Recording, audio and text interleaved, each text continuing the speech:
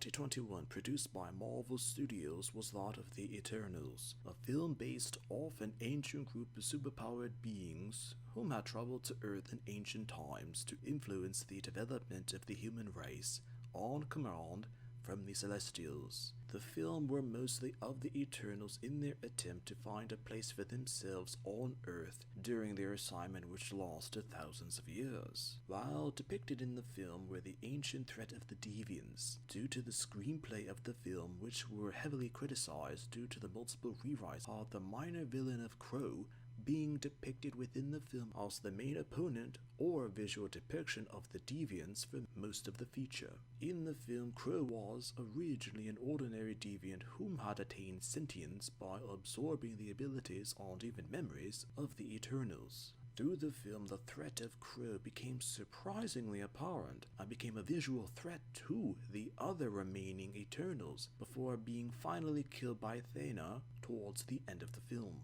Despite the facts now known that the film divided audiences heavily on the premise of the Eternals within Marvel Cinematic Universal lore, public consensus were that the reactions to Crow were actually positive. Depicted in the film, Crow was actually a decently written sub-character plot to the base of the film, in the fact that due to the circumstances it was a mindless creature, but eventually obtained a mind of its own, and became a surprisingly well-adapted or interpreted threat to the Eternals before being unceremoniously killed. Online discussions and speculations had it that such a character as Crow had massive potential, but was killed off before anything could be necessarily done with the character. The few dislikes of the character came from the fact that the comic version of Crow was massively different from the film adaptation, but due to the circumstances of Crow as mentioned in the film, the reaction to the character from casual audiences were positive. The very premise of Crow, as a creature that absorbed the powers of others to increase their own baseline potential, had never been depicted within the Marvel Cinematic Universe, as even though such a concept of powers for being had been depicted within American comics before, it was a first to be portrayed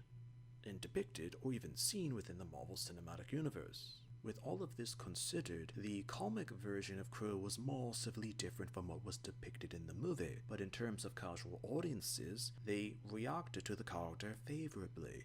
while readers of the comics might not have been so welcoming towards the depiction. Now that such a premise has been witnessed, it would be difficult to imagine seeing such a concept being done again ever within the Marvel Cinematic Universe, or anytime soon from the film's original release. A character can be overrated yet hated because the concept of the character